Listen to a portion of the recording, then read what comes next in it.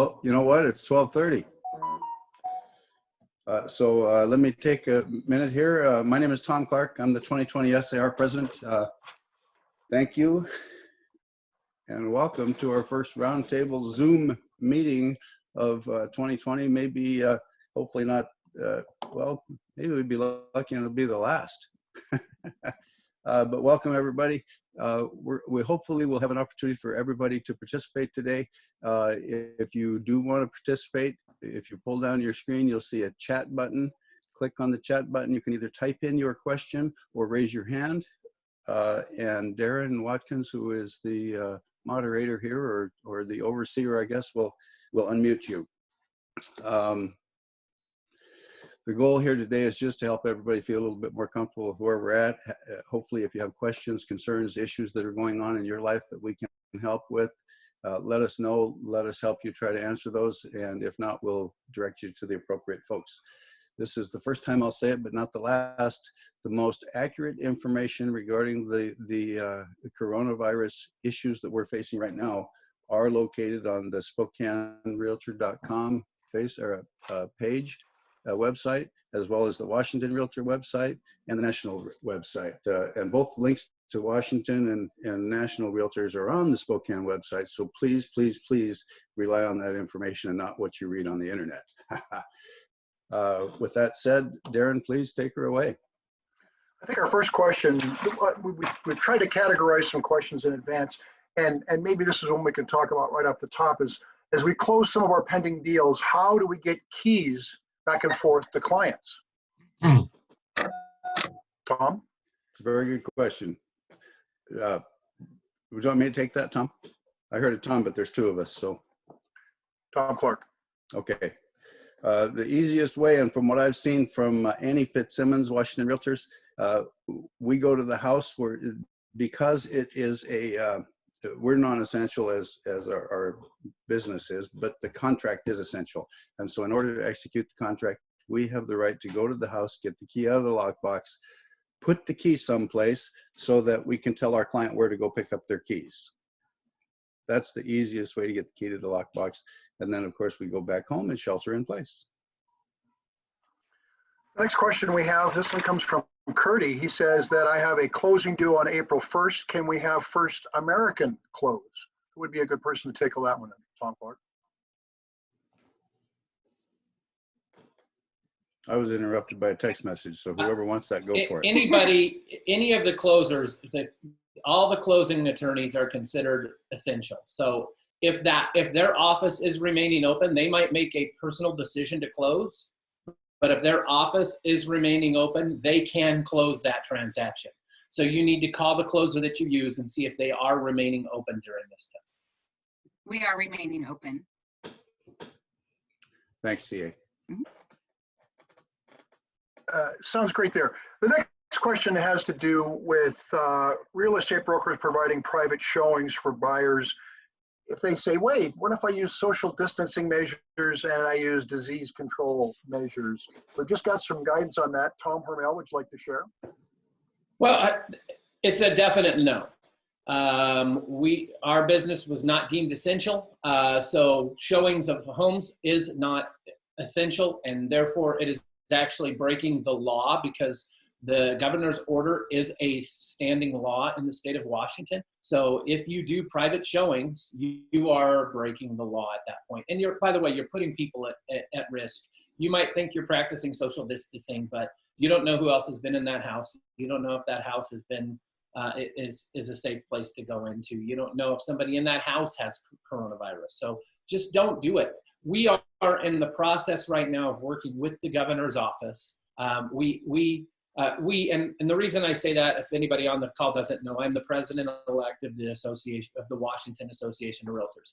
We have a direct line with the governor's office right now, and we are working diligently trying to get the ability to do some of the functions that we do, to have those returned to us, like delivering the keys and like showing the property. But the more that we break the law now, while it is the law, the less likely the governor is to allow us those things. We can't tell them what great people we are and how we're going to practice social distancing and how we're going to we're going to follow his law if we're not following his law currently. So just follow the law. Stay home. If you're not headed to the grocery store or to your doctor's office, the law says stay home. So a lot of the questions we're getting now have to do with vacant homes. If it's vacant, can we go in and do video? Can we do a walkthrough and check on it? What's the guidance on that here? Tom Clark, you want that one? Now let's give it to Ken Sachs. Ken Sachs, step up to the plate. Pretty much what Tom Hormel just said. Just a repeat of what Hormel said. You can't do it. And on that first question that Curtis asked about closing coming on April 1, can we have First American close? I would think, who's in the contract? Like, what does the contract say? Who'd you guys decide on? It's probably already contractually agreed who's closing it. So As long as they're open, you're good to go. Sure. Next question Ken. I'll give to Abby Parsons, being on the MLS committee, because there's a lot of questions we have about the MLS right now. For example, what should we tell sellers who have listed that they want to know whether or not to pull their house off the market temporarily? And what about some status issues? And what should we do? What's the committee talking about? Yeah, there's been some emails going back and forth throughout this week with the steering committee. No changes have been made at this time. And so I would say, as your realtor, it's your duty to give them all of the options and all of the facts of each different status, whether it's TOM, just so the group knows TOM does not go against your days on market, or it's active no-show, or if it's active no-show never goes back on as new when all of this is lifted. But the conversation I don't know if Ron's on here, that we had this morning was, do we need to just blanket all of the active listings to say active no-show? And I don't know. I think that's in discussion that will happen with the steering committee probably this afternoon, because no listings should be shown at this point. So I would say just be the source of the facts, and I'll post in the chat the link to the MLS rules if you have any questions on different statuses and what they mean. But I would say just give them all the facts and let them make the decision. It's our job to provide them the information. It's their job to, make the decision. Abby, do you have a thought about the days on market on active listings, if we should try to freeze those, or if that's something that an individual should consider? What's your thoughts there? I don't know, because it's a fair playing ground for everybody right now, as long as everybody's following the rules and the law. So I think it might provide us some good data once all this is over, when we look at this. And so I don't know. Tom, you want to speak on that? Well, I just, part of the question was something about, we're going to have a lot of TOM. Right now, this is just my personal opinion. I wouldn't put my listing TOM. You have every buyer sitting at home looking at their computer. They have nothing better to do. If you put it TOM, it no longer gets syndicated. It's not there. It's not available to even be seen virtually. So, every one of us has the same problem of not being able to show it, but you're at least still doing your clients a service by having it out there so people can see it. And then when the market becomes available again that we can show it, they will know which homes they want to see. So I don't know that everybody's going to have 14 additional days on their current listings. There you go. When I pull a listing after this and I see its days on market, I'm going to tell people, oh, by the way, remember there was 14 or 21 days that we couldn't show homes in that time frame. It's not going to be like, oh gosh, it's been on the market 28 days. It's the perfect home. Why has it been on 28 days? You know why. Thanks, Tom. You're absolutely right. We're all on an even playing field, and all the listings are currently on an even playing field. So I'm not sure that days on markets is going to be as big a deal as some of us think it might be. Tom Clark, I'll let you start with this one. One of the questions that's coming up quite a bit now is realtors are asking, what are we doing to help get realtors back to work? So I'll let you start with Tom Clark, and then Tom Hormel, if you could talk on the state level about your conversations. So if I understood your question correctly, what are we doing to get realtors back to work, correct? Yes, We're sir. working with, and I'm glad you're going to toss it to Tom afterwards, because obviously we're working with The Spokane Association of Realtors is constantly communicating with the Washington Association of Realtors, who are constantly communicating with the governor's office. As individuals, I know many of us have sent notice or sent messages through the I think it's Annie Fitzsimmons site, where we have a question or want to mention a concern, we can email it to her. And also there's the governor has a website, of course, and you can put comments in there. So many of us are pushing to help get us all back to work as soon as possible. Tom, take that a little bit further for me, would you please? Yeah, when this order came down, just so you guys know, we were working hand in hand with the governor's office, and literally were told as he was about to make the speech that we wouldn't be considered essential. So there was no question of whether or not we were essential. He physically told us we were not going to be on the essential list. We knew that. But in that same regard, he recognized that there was almost 18,000 pending sales around the state. We said, hey, what do we do with these? That's what we're working on right now to start with, to figure out how we can facilitate those pending sales to closing. Because that's 35,000, roughly 35,000 homeowners on one side of the deal or the other that are being impacted by this. So we have currently a high-level staff member from the governor's office is in daily communication with one of our high-level government affairs people. So they talk 2 or 3 times a day. They're trying to work out like I said, we're trying to work out how do we facilitate an appraiser getting in the house? How do we facilitate, all of the things that it's going to take to get these things closed. So what we need to make sure that we're not doing, again, is breaking that order, because as we tell him we're law-abiding group, that we're going to do what he tells us to do, and then we have people putting on Facebook, screw this, I'm still going to show homes. That doesn't help our cause. So please, folks, follow his order, but know that we literally are talking to the governor's office directly, to a high-level staff member, multiple times every single day, trying to work this stuff out. And we've already told him that if this order gets extended, we have got to look at this differently. You've got to put us back to work. You've got to allow showings to happen if this order gets extended beyond the 2 weeks. And again, if we continue to follow the order, that's a much more, that's a much easier argument to make with him. So Tom, that leads us to the next area of comments and questions a lot of realtors have had, and that is that some things just sort of feel like they make sense from a common sense standpoint, especially trying to fit within the category of social distancing. For example, doing a walkthrough on a vacant home, or perhaps having a contractor doing repairs just one at a time.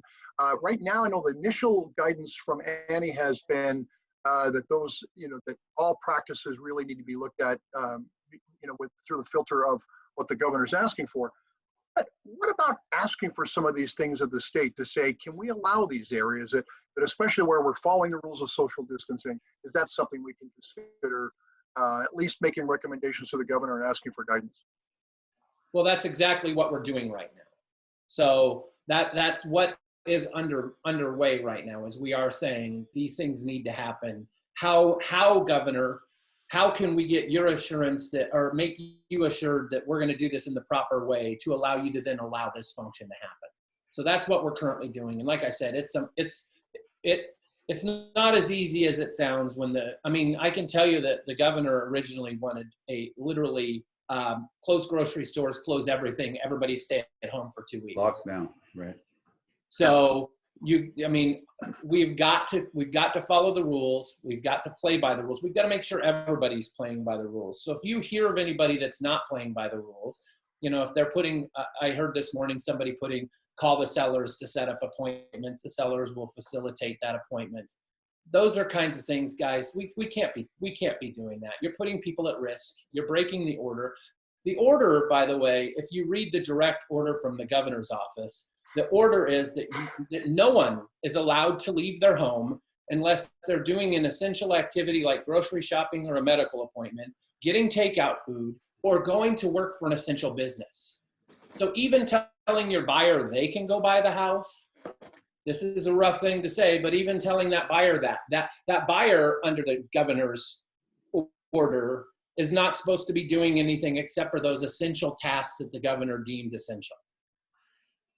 So, Tom Clark, this leads us to a great question. This is something you addressed in your letter that was in the notices. Can you share with us what your thoughts are about what the penalties are for realtors that don't follow the rules?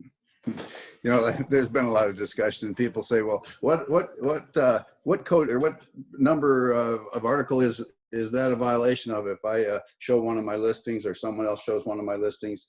And the truth is, it's a violation of the code of ethics if you break the law.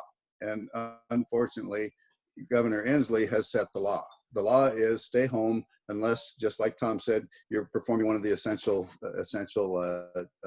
functions, as well as essential services, as well as the, you know, going to the grocery store, going to a doctor's appointment, and things like that. So the penalties, people say, what are the penalties? Well, the penalties will be assessed by a grievance committee and a hearing panel. So we don't have set penalties for any code violations. This is, you know, this is territory we've never been in before. Like Tom said, the whole intent of this governor's order is to get the state, to settle this virus down and to get us back on an even keel as quick as possible. The more we stretch those boundaries, the longer it's going to take to accomplish the end goal. And so we all need to play well in the sandbox. We need to cooperate with one another. We can't have one realtor saying, I'll show that house, and another one saying, I can't. It's just, we're big boys and girls, and we need to treat each other with a great deal of respect. And speaking of that respect, there's been some changes from the association perspective as far as what quarterly dues are all about. Abby, I noticed you made a comment here. Could you tell your comment to the group here about the status of quarterly dues? Yeah, so they were due at the end of March originally. Tom Clark called a meeting for the board. Was that last week? This week? Who knows what day it is? But the board did vote to extend those for 60 days. So those are not due. That due date has been extended 60 days. I'm going to take this next one. There's a question that came up about is there any consideration about extending license renewal for anyone who is due during this time or classes? The guidance so far from the state has been, if you need clock hour classes, now is a great time to do online coursework whenever you can. But we can tell you that there is conversations with the governor's office right now and also on extending a number of those deadlines, especially as those things come up. There was also conversations happening at the national level. Watch for guidance from NAR about some of the other deadlines for your clients, things like 1031 exchanges and then whatnot. Those deadlines are being pushed back. So far, we're going to re-emphasize this several times, but both the state and the national have really great websites where they're posting all the latest information. So and the best part is that they're filtering it through what is best for realtors. So for example, you might have just read within the last hour or so that the House has gone ahead and passed the coronavirus stimulus package.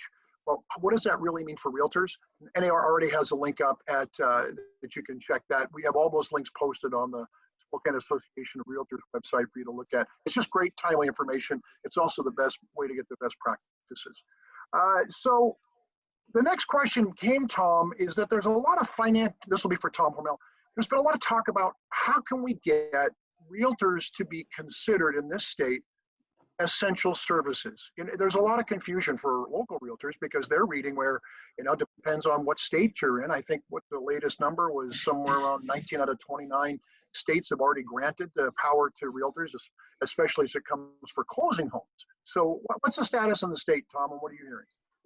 Well, currently there's 17 states that did call realtors essential, but there are 12 that did not. And if you look at the 12 that did not, they are the states that are being hardest hit by this virus. And when the governor made this announcement, we were the #2 state for number of cases and the #1 state for number of deaths. So he wanted, he wanted to make this as close to the California version, which we hate to say we want to be compared to California, but he wanted to stop the spread of this virus. And by the way, the governor's job is, public safety first. So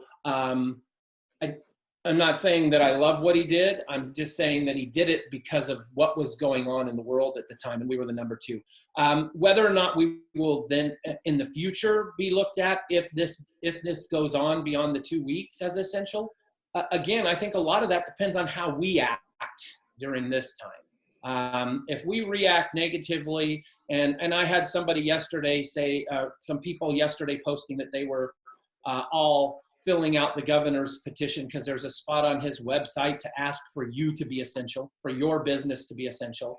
That isn't a spot for 24,000 realtors to all submit their businesses to say, I should be essential because look at me, I'm so. He looked at the industry as a whole and said no at this point. So he's not going to look at your individual brokerage and say yes at this point. And all you're doing is clogging up their communication lines and causing them to have to go through more and more stuff. I would not recommend that at this point, personally. If somebody's told you to fill that out, I don't understand, like I said, how you think he's going to do that for you when he didn't do it for the entire industry. But we are continuing to have talks with him. We are continuing to show him why we believe that we're essential. And while, you know, at some point we are going to need some tax dollars to get out of the hole that we've created here. And closings do create, you know, the real estate industry is a driver of our economy. So, but we also provide housing, and there are people that are being displaced by this. And those are the stories. He doesn't want to hear that Tom didn't get a commission check today. He wants to hear that my client didn't get to move into their house and now they're homeless. Those are the kinds of stories that are going to get us made essential, not the whining and complaining, because what they're going to say to you is, hey, that bartender's been out of work for longer than you have. So we need to have a little bit of grace here and work through the process and realize that we are working towards getting some of our things deemed as essential. It is not going to be, if this order gets extended and we become, and he does deem us essential, it's not going to be do business as you were doing before this. It's still going to be a limited practice that he allows us to do. So again, follow the law. That's a great question. Leading into some next steps and better practices, Christy Hamby is here, former chair of our communication committee. Christy, still people are trying to figure out how to do their, realtors are kind of a creative bunch, right? We're resilient and kind of come up with different answers of how to work around these things. One of the questions that came up was about getting camera or pictures of the house. If you can't send a photographer in, if you can't really do that, how do you still get the job done? And then we'll follow up with another communication question if that's okay, Chris. Okay, I'll answer if I can. Abby and I talked about this earlier today. If you did not get the pictures by the last day that we had access to the home, then technically you are not allowed in the home now to get any pictures.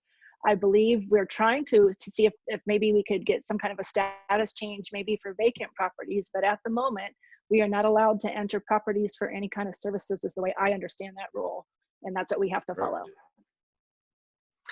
The seller can always provide you pictures or a video walkthrough, but you or a photographer can't at this time. Thank you, Abby. Yeah, this is a time where we can be legal, we can be ethical, follow the law, but we have to think outside the box a little bit.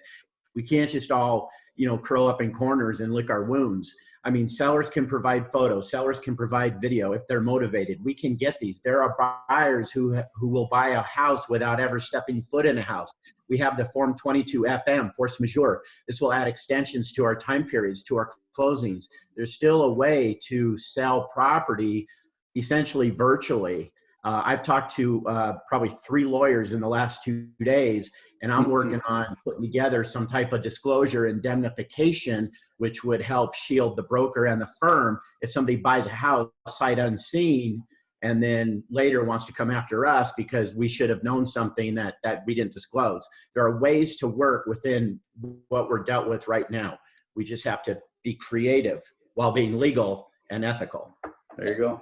And Ken, I've got a buyer this weekend that's actually the seller of, it's my seller. My seller is actually going to do a FaceTime video tour with the buyer and me on FaceTime. So, that way the buyer can say, hey, I want to see the furnace. And, the seller can go in that room and do it. I sold 5 homes last year, sight unseen to people who then came in and did their home inspection, and then they saw it. But they, and by the way, 2 of them were doctors, and they thought that was the greatest thing ever because they had 1 flight to Spokane and not 2 flights to Spokane. And so it worked out well. They did see it before they closed. So I think the liability kind of goes out on that, but there's just ways to do it and stay within the law and stay safe. Absolutely. We just can't have this mindset of we're defeated. Woe is me. There's ways to still do this. Absolutely. Yeah, and to go on that, Ken, let's focus on what we can do, not what we can't do. Perfect. Amen. I think there's been some creative solutions I've seen online with people developing videos, for example, from photographs. I've seen a lot more of those than I had in the past.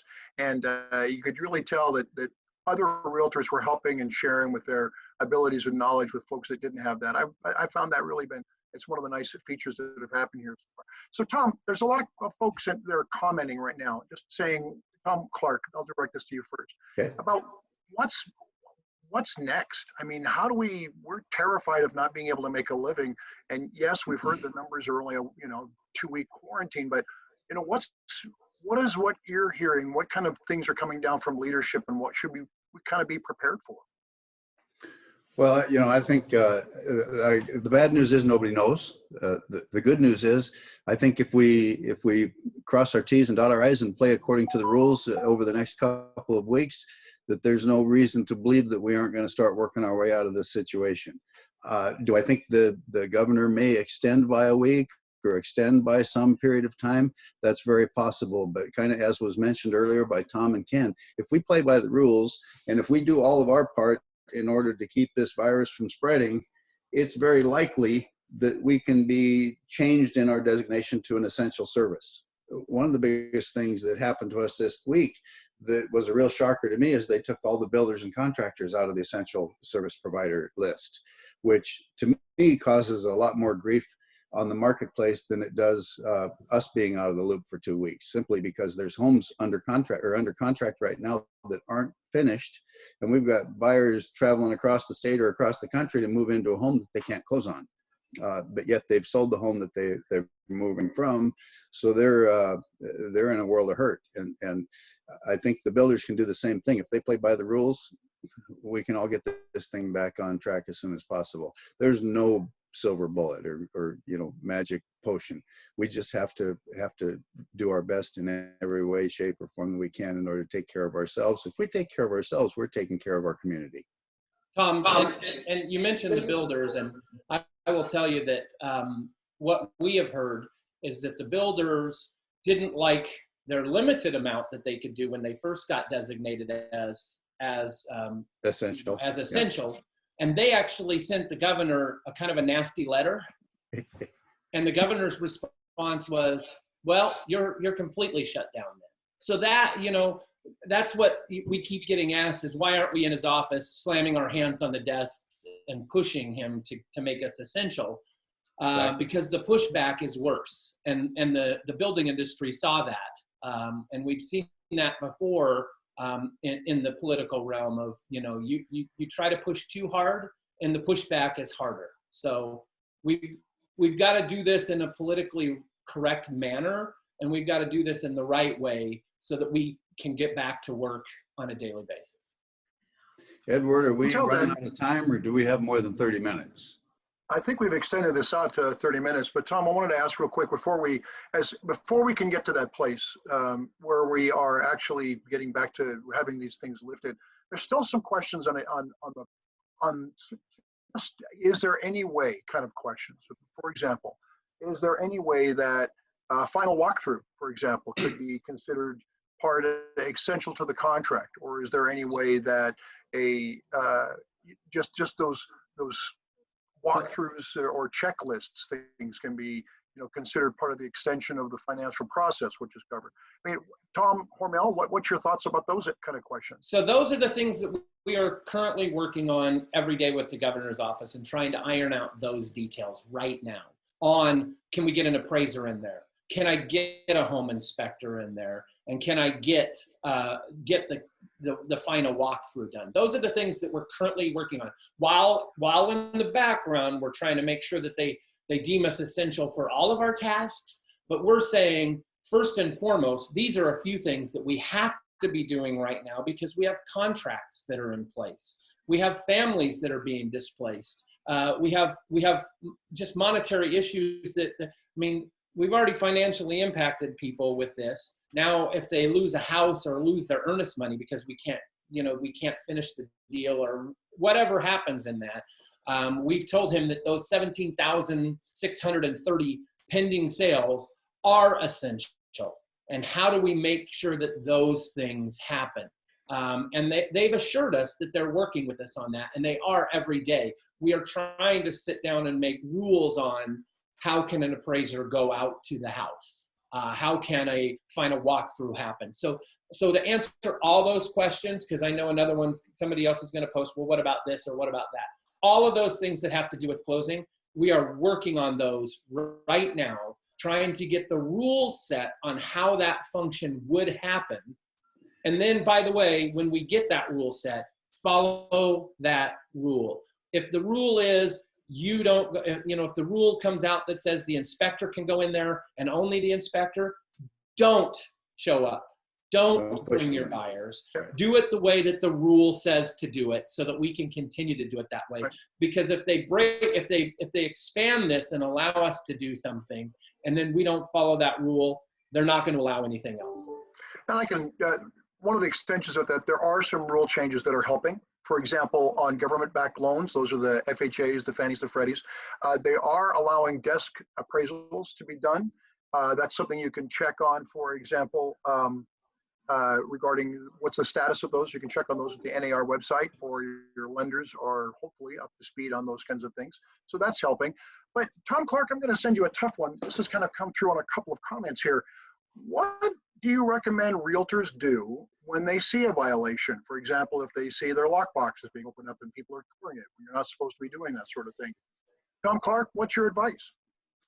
Well, I tell you, it's important that we're all on the same page. It's just critical we're all on the same page. This is a people business we're in, and we have to think about the other people on the other side of the transaction and our fellow realtors. So my advice is, if you see somebody violating the stay home order, doing things you can't do, or that ethics tell you can't do, then I think you have every responsibility to report it. Report it to the SAR. If you see a listing that someone's saying call the seller direct for showings, I would hit the correction button and make sure Angie at the SAR passes that on, and we do our due diligence as an association with the grievance committee and professional standards committee in order to make sure. I hate to levy fines. I hate to strong arm people, but unfortunately, some people don't get it. Some people are going to try and stretch the limits, and it doesn't serve any of us to allow that for any other member of the association. So bottom line is, we have to police ourselves, and if we don't police ourselves, then guess what? The fellow by the name of Inslee is going to do it for us. There are still so many questions in the environment right now. I mean, one of them, for example, of moving companies, right? Yeah. We don't consider that to be part of an essential service. I don't remember seeing anything on the list. But if I've got a house transaction that's pending, me being able to get out of the home, and yet I can't do that without having a moving company, what do we recommend? I believe movers are essential. Yeah, they have been deemed essential. I just got a call from a moving company that is moving some furniture into one of our offices today. So they are still working. So, Christy? Abby, if I can make sure I get that point clear, it's your understanding that these moving companies are still considered essential now? Yep. And I saw somewhere, and Christy, we must have read the same thing, that they were considered essential. Okay. I have a closing coming up in a couple days, and I just have her check back, my seller. I have her check back every day with the moving company to make sure they're still essential and they're still making that happen, because we've got 2 or 3 stacked up with contingent home sales. And so every day she calls and they say, yep, we're still essential, because I know that changes daily. But as of yesterday was the last time we checked, they were essential yesterday. We should first off apologize for those who, it turns out that we had set this up for 100 people. We hit that pretty quickly, and For those who didn't get a chance to join this call, please know that we are recording this and we'll make it available for anyone to be able to take a look afterwards. If you have a question right now, we still have some time. You could go ahead and post that question here and we'll try to get that answered. Otherwise, feel free to send questions directly to those of us here at SAR. We're still working, obviously from home and doing things from computers, but we can get answers to questions as they're needed. So let's go back around the room here. If there's anything that we want to talk about specifically, Clark, I'll start with you if there's anything you'd like to address. Well, just as kind of closing, my closing thoughts. Again, thank you, everybody. We do apologize that we couldn't get more than 100 people in. I guess we hit 100 right at 12:30, so there's justification that we shut it off somewhere, but that wasn't the intent. So we will undoubtedly do another one of these based on the popularity and the number of people that want to get in on it. So please allow us the latitude to be short-sighted in regards to the amount of participation and interest. Also, please know that all of the information to many of the questions you're asking are on SpokaneRealtor.com, and there are links to Washington Realtors, links to National Association of Realtors. Again, the day-to-day changes in our situation are going to be posted on those sites. So don't listen to the rumors and the guy down the street and the guy that delivered your mail. They don't know what is happening by the moment. So please look at those websites, know where you're getting your information, and make sure it's a trusted source. Abby, I'll go in alphabetical order. You're next. What would you like to offer here today? I don't have much else to add. Just stay positive. Like I said before, focus on what we can do, not what we can't do. Don't play the victim, be the player, and innovate in your business. Use this time to be innovative and focus on where we're all going to be once this is all over. Because if we all comply right now, hopefully this can be over sooner than later. Ken Sachs, you're next. All right, kind of echo what Abby said. I recommend getting with your DB, with your owners, and masterminding, brainstorming. And don't be a victim. For gosh sakes, don't be a victim. There are ways to sell property and mastermind and put things in place where you can accomplish this safely with minimal liability. So yeah, don't fall into the victim. It's so easy to do. That's what I got to say. And Tom Clark is doing a phenomenal job quarterbacking all this and dealing with all this. Tom, you will be known.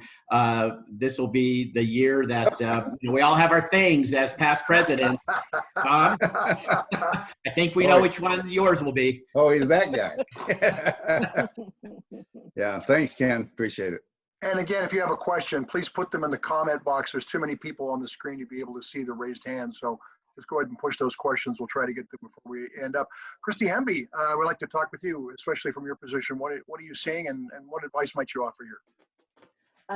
I came into this business in 2012, right after we had kind of had a little bit of a recession and issues with the housing market. So I don't think this is the same. Everything I'm seeing with economists is that we're gonna pick right back up and get going and have a great second half of the year. But if you're stressed, I felt like starting off in 2012 when things were slower, it was a great time to develop systems and to reach out to your sphere and really get your programs organized. So use this time wisely, be sending out your note cards, be calling your clients and checking in and putting your systems in place for how you can be successful. And that's what we at Windermere are kind of teaching all of our agents, is that this is a great opportunity for education and self-reflection and getting things together so you are ready to roll when June and July hits and things are zooming again. And it's been great to have particular pockets of expertise, folks who have been on the job here long enough. That's something I wanted to point out, was that when you really look back at it, 75% of the realtors on our marketplace today have never actually been through a major downturn or a major interruption in business. So for those of us maybe longer in the tooth, if I might use that phrase, who have been through some of these downturns, we could offer whatever advice and share whatever consolation we can to know that, just reassure folks that this too will pass. And with that, Tom Hormel, once again, an incoming president of Washington Realtors, it's nice to have your voice here because you're getting to be inside a lot of the decision making. What sort of things are on the horizon, and what can you offer as we wrap things up? Well, like everybody else said, you guys, this is a great time to look at your business and say, what systems do I have? What can I make better? What can I fine tune? What can I hone? I've actually, in the last couple of weeks, finished my managing brokers licensing. I've taken 60 clock hours online. That's been, I wouldn't say fun, but it's been interesting and educational. So I'll come out of this with more education than I had. But know this, we as in Washington Realtors and National Association of Realtors and the Spokane Association of Realtors, we are advocating for you every day with the governor's office, with the Senate, with the House. If you look at the things that happened in the stimulus bill with unemployment going to independent contractors, that's never happened in the history of our country. So when people are saying, what the hell are the realtors doing for me in this, the realtor organizations, we are doing everything physically possible. We really, really lobbied the governor's office in the beginning of this to stay as essential with limited capacity. He didn't deem it that way, but we're continuing to work on your behalf on the closing side of it. So just know you've got people working on this every day. It will pass. This will come to an end. And remember, when it started, we had a 1 month supply of homes and we had a 1 month vacancy rate in the rental market. That has not changed. Actually, I think the pressure upon that will get greater. So when this does lift, we are all going to be busier than we have ever been in our career. So rest up. Be ready for that. You guys, work on your contract skills, work on your negotiating skills, because you're going to need it soon. And that's the main thing here is take this time, enjoy your family. We always bitch about being busy and not having time to spend with our family. You're getting a healthy dose of that right now. So enjoy that time. Hone your business, enjoy your family, and be ready for the tidal wave of deals that's going to come when this is over. Because the number of consumers has not diminished, and none of the outside influences on our marketplace have changed. So when this lifts, we're going to be rocking and rolling. I don't think it has gone missed that some of us in this room have these killer Hawaiian vacation backgrounds behind the slide. That was a nice touch. We'll have to share that with everyone here if you can, because it's kind of a nice feel, if you will, as we all learn how to be introverts. And I just want to pass along as we wrap up just how great it has been to watch people work together. For example, on the federal side, there is a thing in the stimulus bill that's going to put a 120-day moratorium on evictions for any of the government-backed loans. But you're actually seeing lenders that are outside that with conventional loans now working with their clients one-on-one to help with the downtimes, especially if they've lost their jobs or are on temporary jobs. Those are some great things for us to kind of help make sure we pass the word along. It's a great time for us to revisit our old clients to make sure everyone's doing okay. And so, we'll get through this, honestly, the way that realtors always do it. We just do it together. So any follow-up questions on this? If you have any questions, please just send them to us. We'll try to follow them up. Tom Clark, I think that this has gone so successfully that we might want to consider doing this again. Any last thoughts? Well, I was just going to mention that, Darren. Apologize once again that we only allowed 100 people in. If we knew now what we knew then type thing. So I think this proves to us that we're going to do another one of these probably within the next 2 to 3 days, I would think. And I have a feeling that we'll open it up to more than 100 folks. We'll try. I think there might be a need to do that. Yeah. All right, everyone. Thank you so much. We'll wrap this up at this point. And again, if you want to watch it again, or if you want to share it with people, we'll post those links online. Also, the two most important links that I think we can refer people to as well are the ones from the National Association, especially when it comes to guidelines, loans. There's some new independent contractor information coming out about unemployment that'll be listed on the national and on the state website. And then as far as guidance and procedures, we're getting some great stuff out the last few days from Washington Realtors. And of course, all of our efforts to lobby and try to change things and make things different, we will certainly be updating you. So this is a great time. You're gonna make sure you open up that email you get from us every week or every few days from SAR. with bulletins and information. And it's also a great place to revisit back to some websites that you might want to bookmark for future use. So again, thank you so much for joining us, and we hope to see you online again soon. And thank you, everybody on the panel.